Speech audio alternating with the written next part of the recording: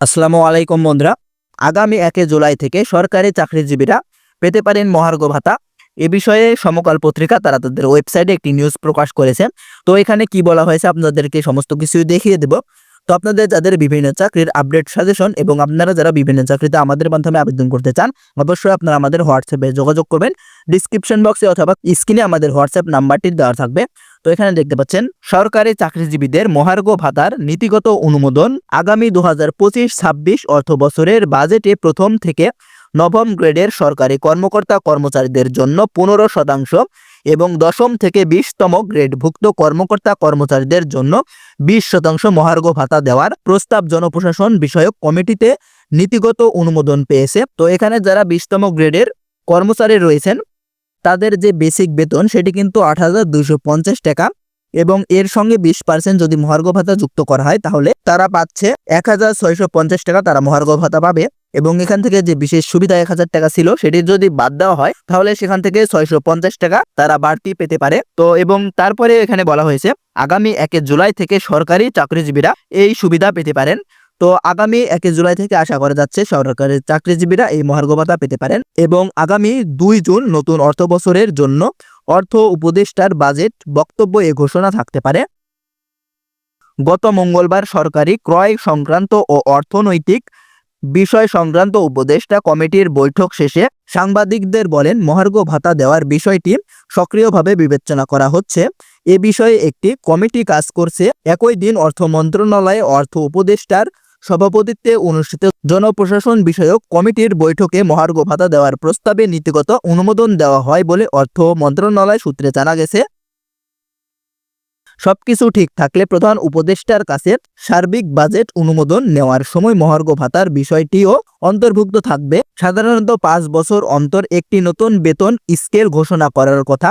সর্বশেষ 2015 সালের জুলাই মাসে 8ম স্কেল কার্যকর হয়।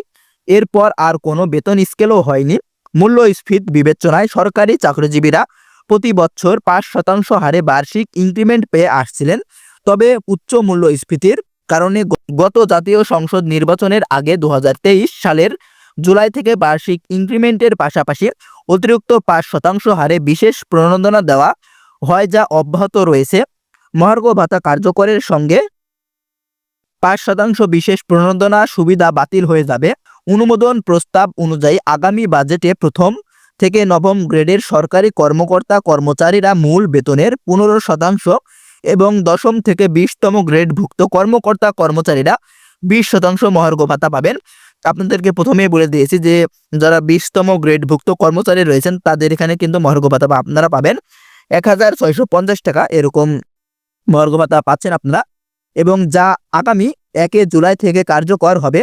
এতে সরকারের প্রায় 6,500 কোটি টাকা বাড়তি ব্যয় হবে। চলতি অর্থ বছরের মূল বাজেটে সরকারি কর্মকর্তা কর্মচারীদের বেতন ভাতা বাবদ বরাদ্দ ছিল 82,990 কোটি টাকা, যা মোট বাজেটের 10.41%।